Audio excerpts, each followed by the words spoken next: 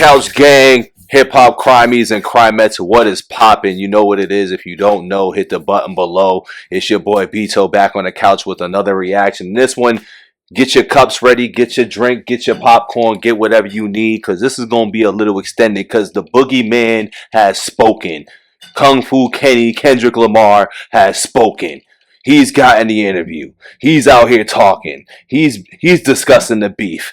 We getting a whole breakdown. The man himself. This ain't no magazine interview. This ain't no let's just read and talk about it. This is a sit back and listen situation now. It's a whole hour interview, but we already know we here for the first half hour now. Kendrick, or the last half hour now. Kendrick has been making a nice little run all through the back end of 2024. He ran off with the 5 Grammys recently. He's doing the Super Bowl on Sunday. He's doing this crazy run. Very strategic. He didn't even want to talk about this until right when it was time to perform, dog. So like his way of building this up is very good right now. Very good. So he's got this Ebro. He's got this interview with Ebro, dog. Like I did not expect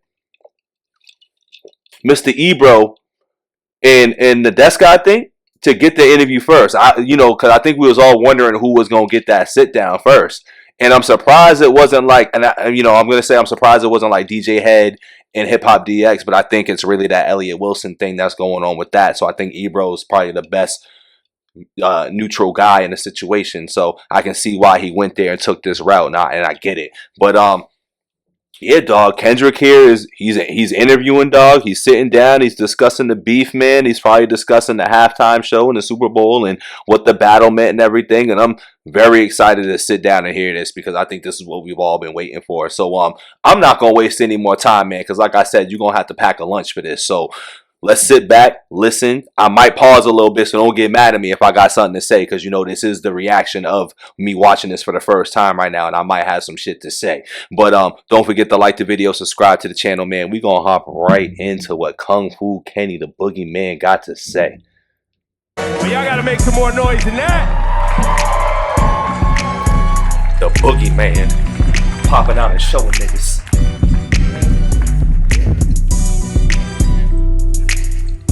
Good morning. How you doing? Kendrick, it's a little bit surreal to actually see you in the flesh because you've always made it a point of just letting the music speak for yourself, which is something I really respect. But the spotlight has been shining so bright the past few months. I've just been wondering how you've been processing behind the scenes, how you've been feeling about everything happening, all the success. It's just really just I like how they wasted no time. I want to look at it like it's just a continuum of who I am, really. I've always stayed to myself. I've always been in my own bubble, whether it's with the fam or whether it's training. How I process it all is just I continue to do what I was doing 10 years ago, and that's like be better in myself, better in the craft, and not look at it as bright lights, And it may sound cliche, but it always worked for me, even when I was younger, playing sports or... Just gonna pause for a hot second because like I said, I was gonna pause and stuff. But I like to see that this dude really is like a cool, calm, and collective dude. And like this dude really don't be outside like that and doing interviews. So once again, I'm amped to see what he got to say. And he's really having this whole cool, calm demeanor, dog. And like it seems like nothing really phases him like that. I like that about this dude. Like once again, this is me getting to see kind of who he is a little bit too, because I've never really heard Kenny speak, dog. So excuse me for pausing ahead of time. Being in the forefront of presentations and stuff like that, it was like I gotta look at myself in the mirror rather than looking at it as a crowd or fame and attention. So now, early days of your career, Section 80 days, even early mixtapes, and you perfecting your craft as an MC. Did you ever think we'd be at the Super Bowl with this? I wasn't thinking about no Super Bowl. You never thought about the Super Bowl? I wasn't thinking about no Super Bowl for sure. We was thinking about the best verse and how we gonna split this $5 at Church's Chicken or something like that. It wasn't no Super Bowl. Going to the studio and getting a meal. But I think, what I know is the passion I have now is still the passion I had then. And I think that carried on to the Super Bowl. So it was all about being present. As long as I was present in the studio and present in whatever that line was or whatever that mistake was, rapping or doing hooks or choruses or whatnot, I was present in that moment. I felt that passion. I think being present and not actually foreseeing everything kept me in a grounded state of mind in order to be at, big stages like this.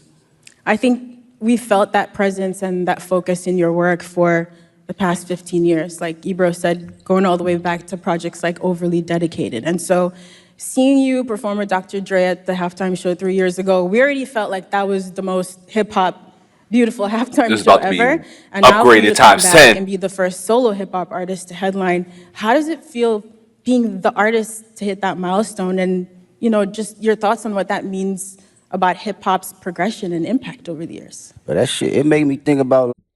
It's crazy how this dude has literally just sat in the background the whole time, but still has, like he's been saying, just remained present, you know what I'm saying, throughout this whole entire journey and his whole career and shit.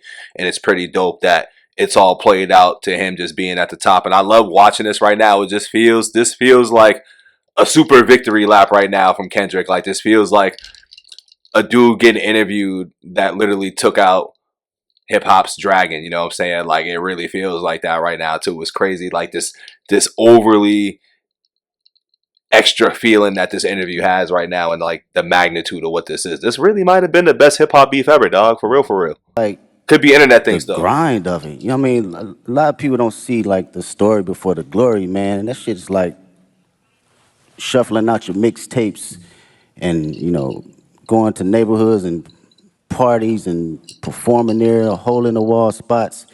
It reminds me of the essence and the core response of rap and hip hop and how far it can go. So for me, that should mean everything because it puts the culture on the forefront where it needs to be and not minimized to just a catchy song or verse. This is a true art form.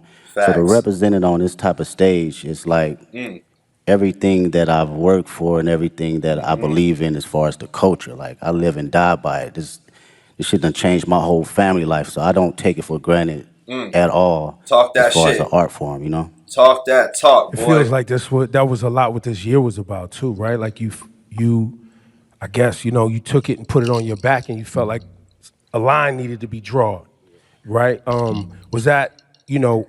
Was that your intent when you rolled out this year? Was like, yo, I'm drawing a line. Like, this is what it is. Mine. I love that he brought that up because I felt like he was doing that from the moment he dropped Watch the Party Die, because nobody really seen it coming. Obviously, it was the heat of the battle, but once he did like Watch the Party and dropped those type of records, it was really like a line in the sand from like that point moving forward. Like, the battle was the battle, but the Watch the Party Die and then following in the GNX and opening up with Whacked Out Murals and just having the flow and the vibe of what that GNX album was, he was definitely rearranging the sound of hip hop, rearranging the game. He's putting a different type of footprint on this game. Like he just said, he's not trying to talk about these catchy hooks sing about these catchy hooks and, just something that's a vibe for a hot moment. Like, this is something that's really changing his life. And you can tell because he puts his energy and his real heart into the music versus the guy he battled, because this is what this is obviously about. But it's good to see him talk about this. Once again, I'm learning about Kenny through this interview, dog. Don't forget to like the video, subscribe. Intent was to always keep, I think from day one was to always keep the nature of it as a sport. I don't care how motherfuckers look at it as far as like. I don't care how motherfuckers look at it. As a collaborative effort, that's cool too. But I love when artists grit their teeth. Like, I still watch battle raps. I still watch Smack URL from Murder Mook to Lux to Tay Rock. Talking about the legends. Daylight. Yup. This has always been the core definition of who I am, and it's been that way since day one. So I don't think it was a thing for this year. It was always just a continuum. It was in them. And you had that sense of control. What I will say about this year, it was more from a space where I think a lot of people was putting rap to the back, and you didn't see that. You didn't see that grit. You didn't see that bite anymore. So I always took that in consideration in going into any type of my music. Yo, he's speaking nothing but facts, because like for a while, like it was all this buddy shit. Like, there wasn't much competitive nature in like the hip hop sound no more. There was a lot of funny, freaky shit going on in rap that I wasn't really a fan of myself. And to hear him talk about that and seeing how he put that passion into this past battle, you can definitely see that's what he wanted, and I'm glad. I'm honestly glad. That's interesting. So I hope this makes sense, right? You know, we've been following your journey for about 15 years, and you have been so consistent in the messaging and the focus, like you said, and you've always moved with integrity. So in a lot of ways, I feel like we thought we knew exactly who you were as an artist in a positive way. And then last year, it felt like you unlocked a whole new dimension for us. But that person, like you said, was always in there. But I'm wondering, do you still surprise yourself sometimes? Did you surprise yourself last year, or was it just us, the fans, with our jaws on the floor, just stunned? That's a good question. It's a good question. Word. Surprised myself? Nah, I don't think I surprised myself because this, for me and for my partners that's been around me since 2005, 2006, like my brothers, they know my personality. They know my capabilities, even when it wasn't presented to the public at first, right? So this is just like a revolving door of what I've been doing in Carson Studios, at the homie garage, or my brothers at TDE, or just anybody around the city of Compton in LA. It's just magnified to the level where I've progressed it and did enough hours to know, okay, I know where to place it now. I know how to make it connect with people. It feels like each album, too, getting to this point was like, it was an album for the culture, and it was an album for the critics. You know what I mean? And then it was for the critics, Yeah. and then GNX comes along, and it's like, nah. This is an album for anybody, everybody, and anybody who want it. Facts. At any time. And you brought that energy. And the energy you brought on GNX was an energy that I don't think was really happening in hip hop. Like, it's a Public Enemy level energy. It's a Ice Cube, America's Most Wanted energy. For sure. Like, it's a classic, timeless energy. Yes. Yes. Talk about your headspace between Mr. Morale and this GNX. Yeah. I love that he brought up all those albums and all those artists because it was really a cultural feel. If it wasn't just for like overall hip hop culture, it was definitely for like the West Side, the West Side hip hop side of the culture and everything. It was definitely that. But I paused mainly because I really do like that Ebro was actually doing this interview, because Ebro is really like a true historian. No matter what you think of, like, or how you feel about his opinion or where he stands on certain things in hip hop and like his opinions and shit, he's really like a true historian of the history of rap. And like, for me as a fan of hip hop, I love dudes like that. I don't like dudes that just like, jock or really rant and rave for just one part of it and don't critique the whole thing overall. Like, I feel like he will have his opinion and his bias. Obviously, I think everybody does, but he always finds that middle line. And I think he's really the perfect dude to do the interview. I know I said in the beginning, like, damn, Ebro got this, but that's because I'm really shocked that Ebro got it, though, because I feel like Hot 97, I mean, they're big, but I just didn't see Ebro really being it. I didn't know who it was going to be, but I just didn't see it being Ebro. But yeah, right back to it. Don't forget to like the video, subscribe. That's great. Go back even further, man. Speaking on that energy, like, it's my cousins was like DJ Quick, and Dre, these folks that my people was playing. So I always had that DNA. And you heard that DNA a little bit on Good Kid, Mad City, but I wanted to tell my story first, right? And fast forward to GNX, I felt it was just a perfect time because not only the energy was lost, but it was an energy that was bubbling inside of me as well. I wanted to go back to the forefront of just the bite and just the grit of rap, just all raps and hard-ass beats. And that's like the basics for me. I thought about, damn, what I used to like when I was a kid. Forward to GNX, I felt it was playing. So I always had that DNA. Further, man, speaking on that energy, like, it's my cousins was like DJ Quick, and Dre, these folks that my people was playing. So I always had that DNA. And you heard that DNA a little bit on Good Kid, Mad City, but I wanted to tell my story first, right? And my fault. So I'm gonna pause real quick because I do really like. So let me know in the comments below if you made it this far. If you ain't mad that I'm pausing and shit, you know what I mean. But let me know, like, between Good Kid, Mad City and GNX, because obviously, like, he even sees the end line or the comparison between the two, which I feel like, it's 1A, 1B. A lot of people obviously are gonna say Good Kid, Mad City is the best album that he's ever came out with. But for me personally, I think GNX is right there, if not better, because I wasn't in the real time when Good Kid, Mad City came out. Great album, but I wasn't in real time, so I can't appreciate it as much as everybody else does this, like the same. You know what I'm saying? So I think for me, that's where I think GNX has that feel for me, especially what unfolded after the battle and everything. So let me know in the comments below. Don't forget to like the video, subscribe to the channel.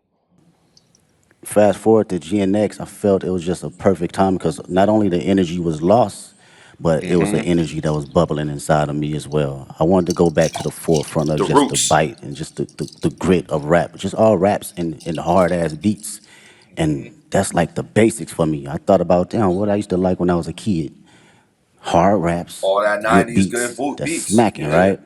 And it was a great transition from Mr. Morale because that was my most intimate. I wanted to go inside of my own psyche and my own personal withdrawals and see how it connects with the public and who can relate.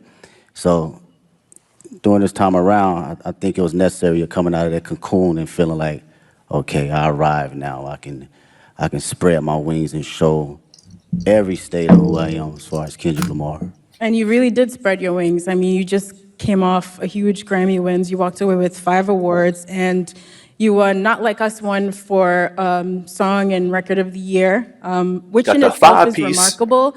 But I think for people who love and respect people might think hip hop that's and the roots of this culture, the competitive spirit of it, it has been a little bit mind-bending that you created this massive cultural award-winning anthem out of a battle rap song. And how is Which that is insane, something too. after you got off that Grammy That's stage, pretty you got insane. home in some quiet time?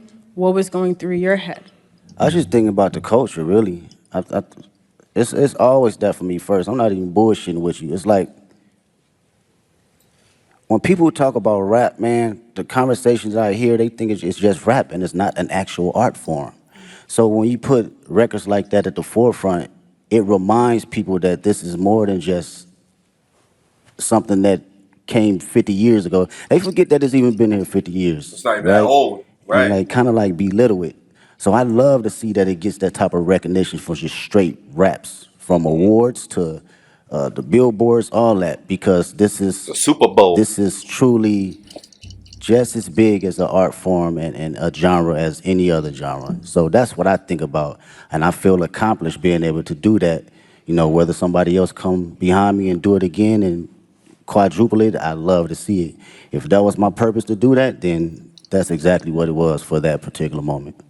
I think Yo, there's not a bitter bone in this dude's body about just how he moves and how he just basically just looks at the game of hip hop, dog, like he wants it to be thriving for the better versus it dwindling down to just simplicity and gimmicks and all that. Like he wants to go back to the roots. He wants the messages and the music. Like I like his, and once again, I feel like once I heard Watch the Party Die, I really like his stance on everything that he was trying to stand for when it comes to just rap and the origins of rap, because that's just what it is and it needs its respect. And obviously too, with him winning these awards and stuff, this is a big milestone for hip hop. I know they say rap and hip hop, whatever we want to call it, is like the #1 genre, but the fact that it's getting this recognition that it's getting now is pretty respectable, and it's great. It's great for music. You know what I mean? Music in general. So I like to see that, and I like that Kendrick is a person in the forefront. Obviously, Drake was winning his awards and doing his thing, but in between that, rap wasn't really all that good, and obviously he was in between that too. But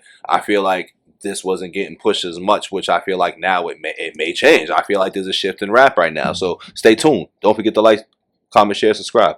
people often miss the significance of that Record and Song of the Year award, because that Song of the Year award is a songwriter's award. Like, it's not just the biggest song. It's like someone wrote a song. I was about to say it's a written song. And you as a songwriter, when you see your name up there and it's written by Kendrick, and that's it. Yeah. That's powerful. And I think to what you're saying, I think there's a lot of people who have become fans of hip hop, and they you know, They you don't like the understand the songs you essence. hear and know, but you're not actually tapped into the work that it takes for Yeah. you to generate Facts. Yeah. That's the how I output, feel. the art. Exactly, man. As a writer, you know, and that's what I can appreciate the most. And knowing how much time I dedicated over the years. And I'm glad that he pointed out the fact that he's writing this stuff, because once again, too, it goes back to like, you know, and it's not even a Drake thing. It goes back to like the Kanyes, the Pharrells. Like, once the producers and like the non-rappers who just rap the words of other people started getting into the game and started selling records and making major bread and getting major waves into the rap game, it started kind of filtering out what the real dudes are doing, like this guy and like, you know, other artists that are out there that are true rappers. It was taken away from them. And for the last 15 years, to be honest with you, that's what's kind of been getting pushed out there and enabled. You know what I mean? Even once, you know, in a battle, like I remember there was a time where if Drake would have got exposed for ghostwriting, that would have been it in the 90s or the early 2000s. But rap had changed and certain fans got into it. And that's not like a certain thing. It's just the fans got younger.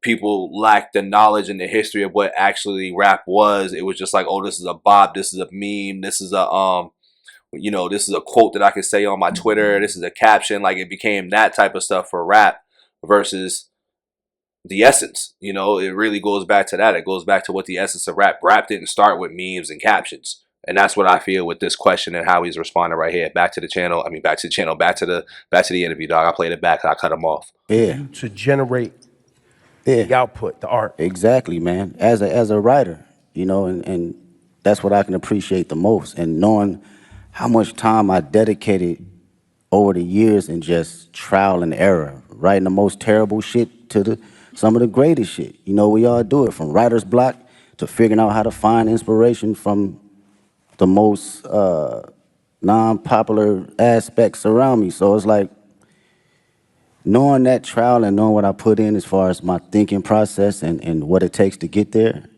I do not look at it as a small like endeavor because it's a hit record. No, it's actually some writing in that shit.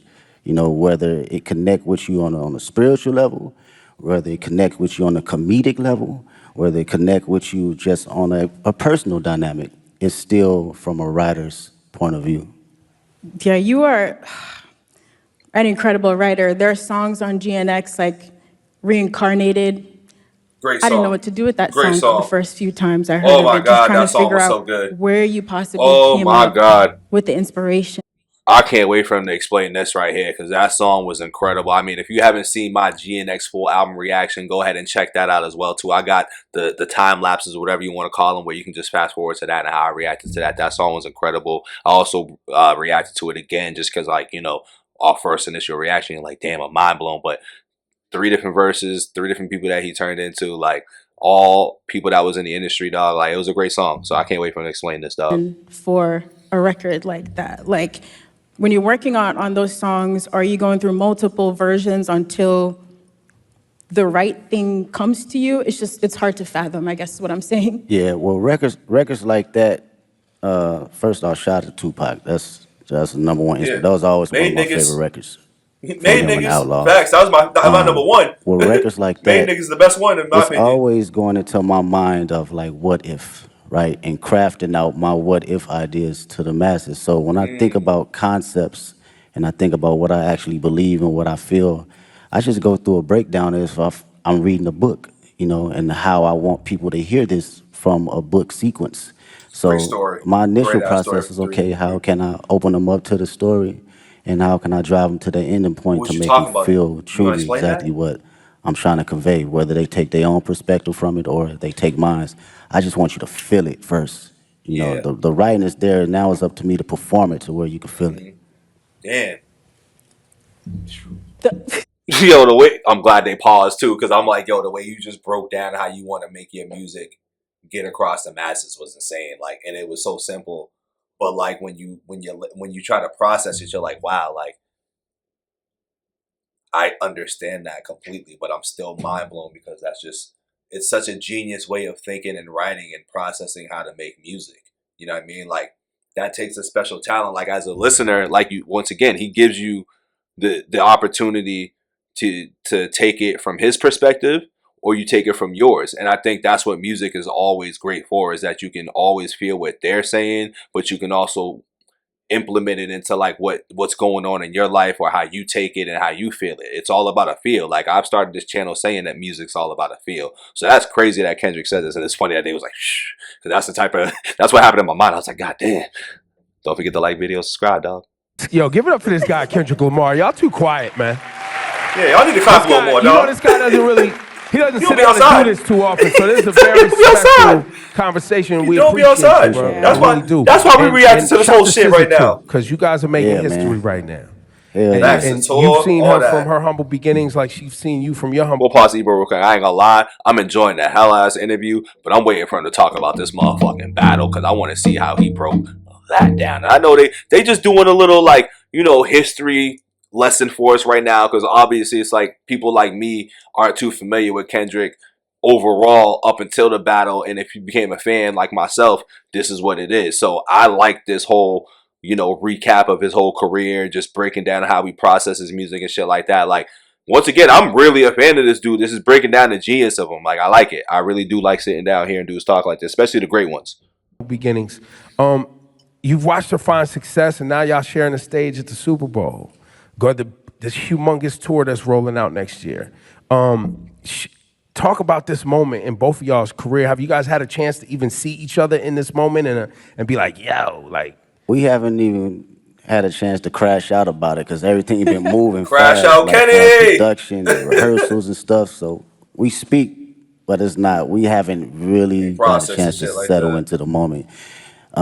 For me personally, watching her, you know, her career and where she's come from, it's amazing to see. I get to finally see how certain individuals see me come up in the process because I seen her day one coming in the studio and writing songs, throwing away songs, writing another song, throwing away songs, and songs is hard. And I understood that process though, wanting to be great. You know, even when we, you know, people saying this is classic records, you're like, no, you know, I'm gonna write another one. And I understood that and I seen it. So to see it now magnified is like, she always had it, man. She always had it. And I'm just honored to be next to a talent. Yeah, you've both worked really hard to be here in this moment. And on Heart Part 6, it was really amazing to hear you detail that journey for old and new fans, you know, coming up through the ranks at TDE and now launching your own agency, PG Lang. So performing at the Super Bowl halftime show is very much, you know, us as fans getting to celebrate you and this beautiful musical legacy, but also now you're stepping out as an entrepreneur. What has it been like to build your own business and to also showcase some of that creativity from your agency on this platform? Oh man, I love the process. Shout out to PG Lang. Make some noise with PG Lang. Yeah,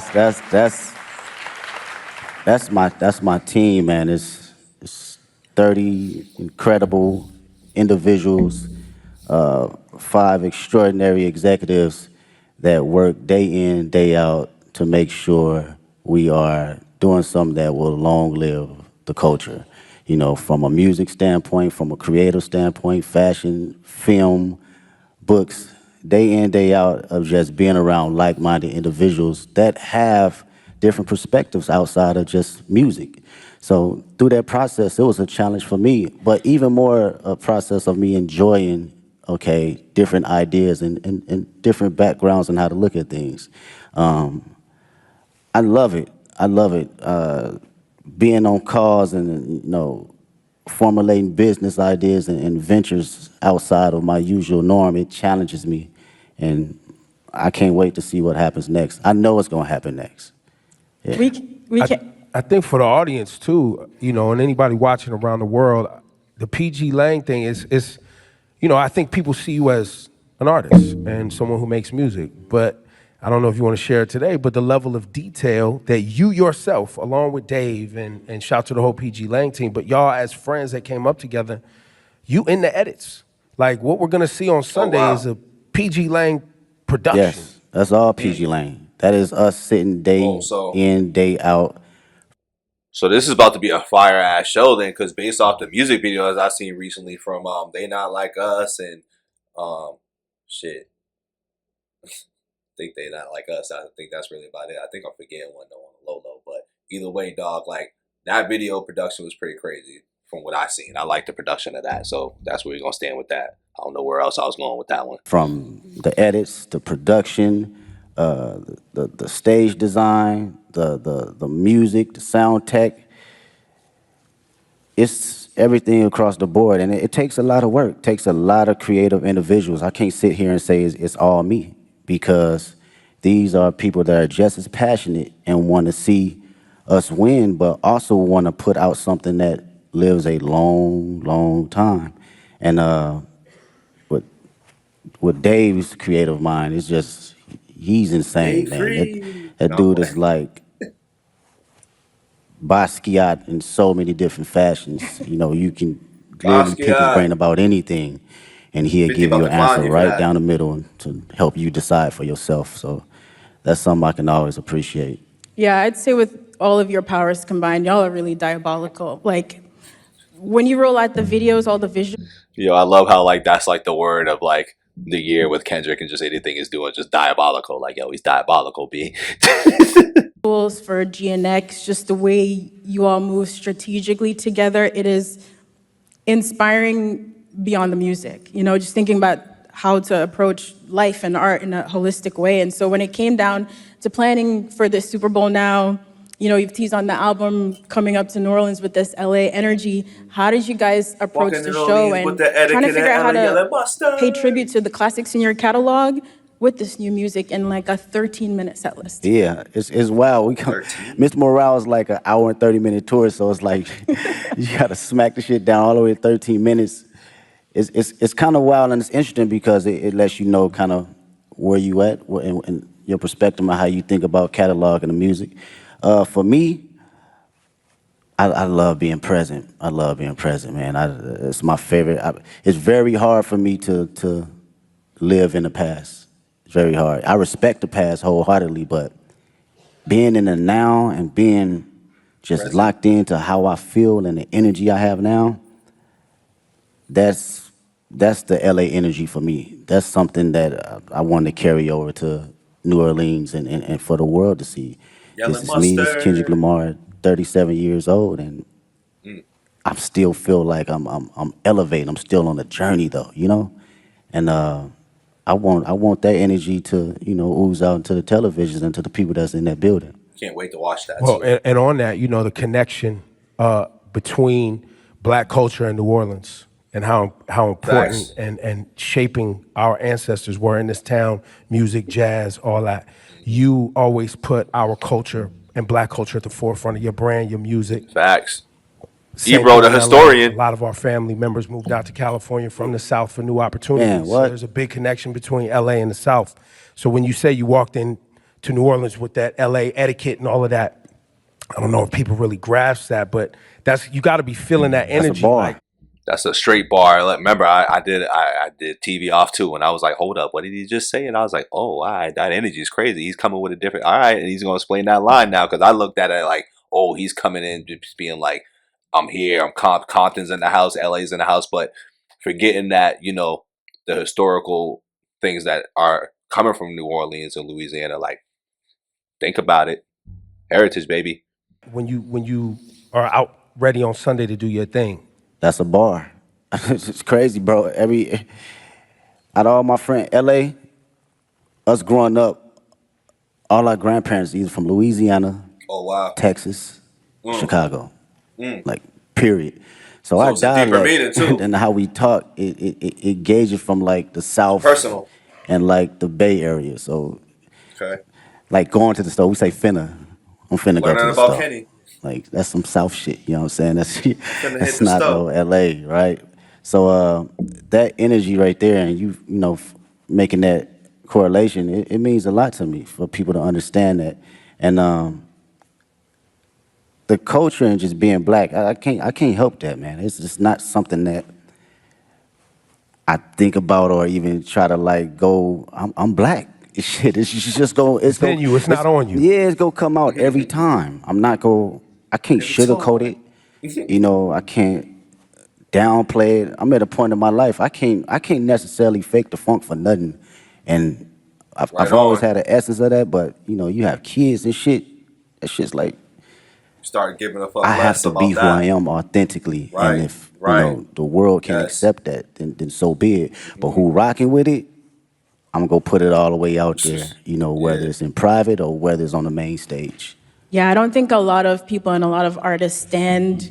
You know, we in a time where like realism is a real thing right now. You know, the authenticity is like it's here. You know what I mean? A lot of people like to say it, post it, scream it, and all that shit like that. But it's like, you know, people can see when you're that type of person. Like the people that like to scream it all the time and say how real they are, how authentic they are, how genuine they are, whatever you want to say, usually don't be the most genuine people. Like other people, it's like a nickname, you know what I'm saying? Like nicknames are usually given, you know what I'm saying, to you by somebody versus you giving yourself a nickname and everything, you know what I mean? And that's the same thing with claiming to be real or being real. Like you can claim you can be real, but a lot of people might not say that you're real, you know what I'm saying? So it's like you leave that up to the masses, the people to feel, and if you rocking with it, you rocking with it. If you don't, you don't. I felt that 1000%. Don't forget to like the video, subscribe. This is almost over too. I told you, pack a lunch, get a drink, you know what I'm saying, have some water, whatever you need to do. Told you, we here. In themselves as authentically as you have. And I think one of the questions we've all been wrestling with over the past few months watching you and the way you've moved is really, what is the role of an artist? And I think lots of people have very different definitions, but young Kendrick, again, back to overly dedicated and Section 80 mixtape Kendrick, and GNX Kendrick, Super Bowl, Grammys Kendrick, has your idea of what the role of an artist is, you as an artist, has that ever changed? I don't think I knew exactly what my role was early on. I had maybe clues of it, but now today I can truly say it's to express myself and express things that people can necessarily say on the daily and for them to actually relate to. And come from the most vulnerable place where people can actually feel it. I think that is, for me, that's the role for me as an artist. I don't give a fuck what place it come from. I could be the most angry person on the record. You gonna feel that shit that day if you woke up and you felt that. You want to smile, you gonna feel it. Black and the Berry is the one song I feel like he's talking about present that particular time in the studio, in the booth, that I feel happy and I feel energized and I feel, you know, if I feel frustrated, you gonna feel it. And to carry that as an inspiration for people that's listening that may not have a voice, that, you know, I've grew up with cats, still to this day can't have a conversation. The most meanest, you know, aggressive individuals, but they can't even look you in the eye and express themselves the way they want to. So they resort to other things. And when I think about that, and I know that I have the tools necessary to communicate myself properly and effectively, I gotta do it for them. I gotta make records like Reincarnated. I gotta make records like Man in the Garden. I have to, because they feel that way, but they cannot project it. When they hear somebody actually giving them affirmations, it allows them to speak more freely and be open, because again, I come from the same place they come from. Listen, man, music is a vibe, man. Music is a feeling. Music's something you feel, dog. Like, I love the way he's explaining shit right now, man. I really do. I'm really a big fan about how Kendrick's explaining himself. We in the final 7 minutes of this, man. I'm going to try not to pause too much. Don't forget to like the video, subscribe. I think we about to get to the Drake-Kendrick battle shit. I think. Wow, Kendrick, we might not see you outside again soon after Super Bowl. I know, of course, you have the GNX tour. Listen, I know you also don't love doing interviews, but we are grateful. We're so grateful for all the music and the moments that you've given us over 15 years. And in the last year, your presence and your focus, it is noted. So thank you. We really appreciate it. Thanks for taking our questions. Thanks for fighting for hip-hop, man. Oh, for sure. Thank you for fighting for hip-hop. It is really appreciated. And now, we do have some questions. Some kids are gonna ask questions. But I got one more thing for you, Kendrick. Before we go to our friend here, Hayes Adler. What should people expect to see and understand about Sunday's performance? Storytelling. I think I've always been very open about storytelling through all my catalog and my history of music. And I've always had a passion about bringing that on whatever stage I'm on, you know, whether it's a war tour or whether it's 500 people at Key Club. I've always had a form of that. So I like to be on that sense of, you know, make people listen, but also see and think a little. I think this is going to be one of those performances where people are going to be digging up Easter eggs for years. That's the Kendrick. Oh, yeah, 1000%. Right. Even when it's not an Easter egg, people going to make one up, right, Ken? Hayes, this is Hayes Adler. He's got a question for you, Kendrick. Man? Hi, Kendrick. What's going on?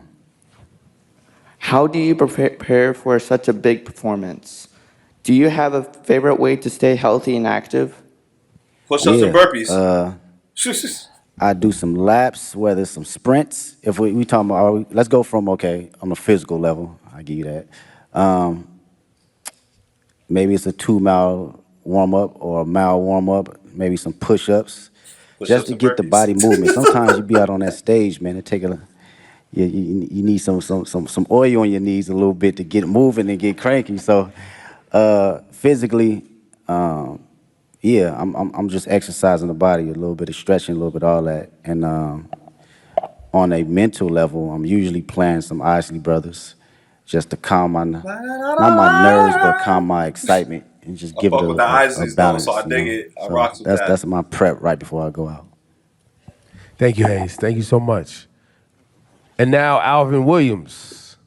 How you doing, sir? What's up, Kendrick? What's up, man? I'm a little with Big Brother and Big Sister New Orleans. What has mentorship meant to you during the course of your career? And if you could thank your mentors for believing in you, what would you say? Oh man, mentorship has been everything. To be around individuals that experience every little thing that you think that you're the first person to go through it with it's a difficult task when you're a young individual because you're like,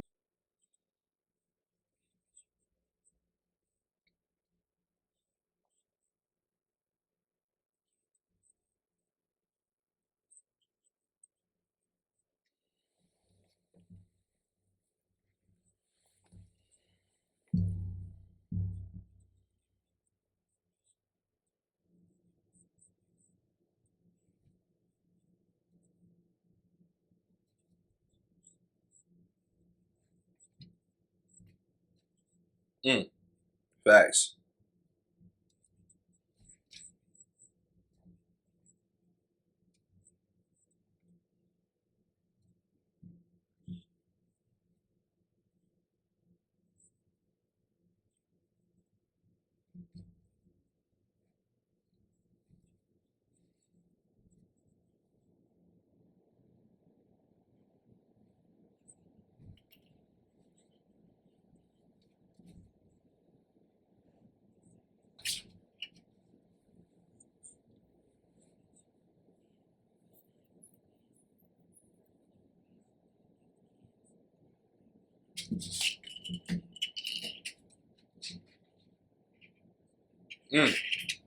Like that young fella for that.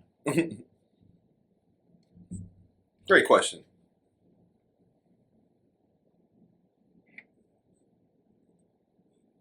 Mm-hmm.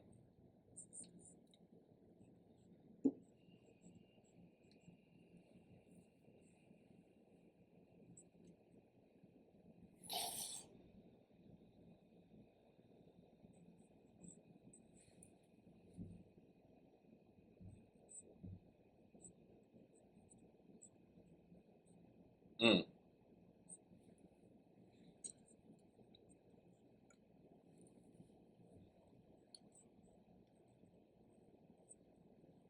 Stay in tune with your star player, dog.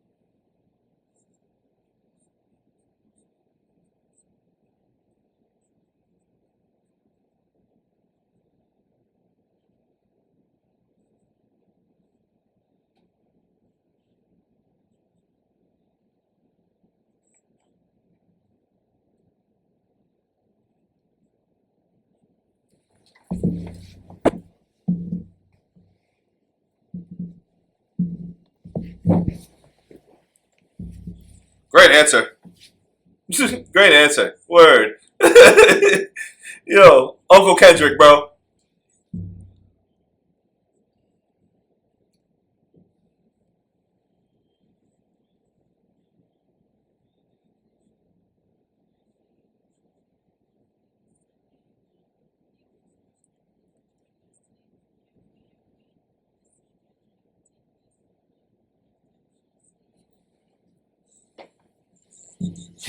We'll let that rock for a second.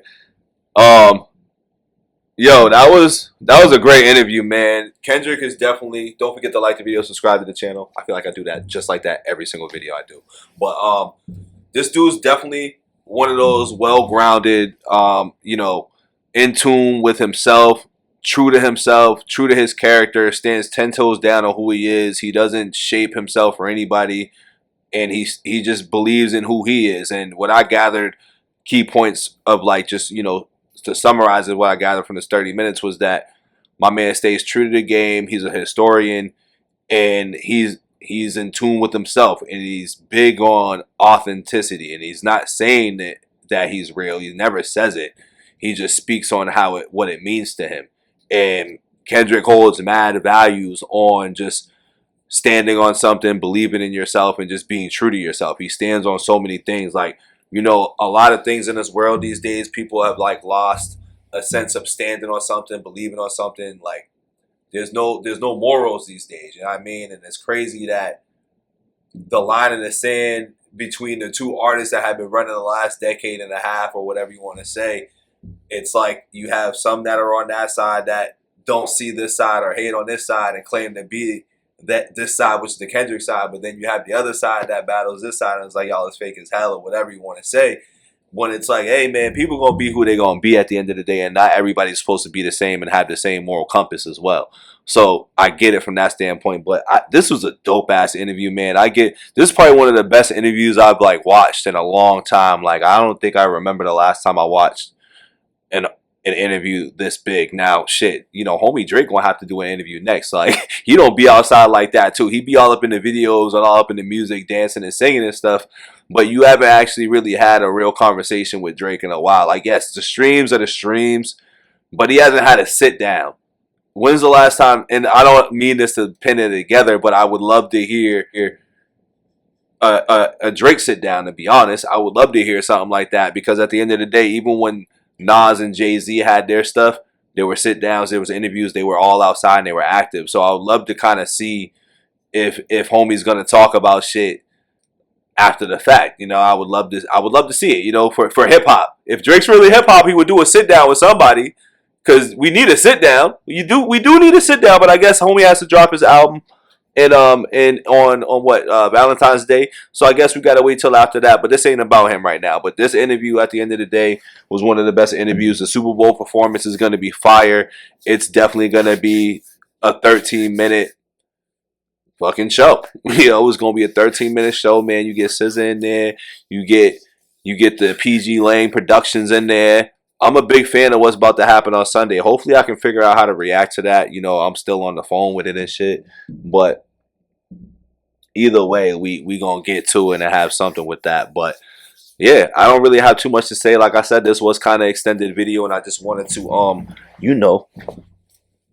sit on the couch and enjoy the ride of what we just witnessed and shit like that. Because Kendrick don't be outside like that. This is the first time homie has spoken, in my opinion, I feel like in like years. You know what I'm saying? I haven't seen him since, Hot 97 with Funk Flex and shit. So it's been a while. So it's good to see Kenny back out here talking again and being out here just sharing where he's at in life too. It's kind of like, we haven't heard from Kenny probably when he was in his 20s. And like he said, he's 37 years old. He's got a kid. Life is life, and it's real life things going on out here. And that's kind of what I like to hear from somebody that's grown. Now, not a lot of artists do that, and he even expressed that too, where he's like, I try to make music for people that can't voice themselves or express themselves, and have that emotional ability to just talk about how they feel. So that's really all I got before we keep dragging this on a little bit. So don't forget to like the video, subscribe to the channel. We're gonna be back with another one. I thought I was gonna do some music tonight, dog, but we had to do that because I seen that and I was like, oh, we gotta get to this. So this is gonna drop in the AMB. We out of here. Peace.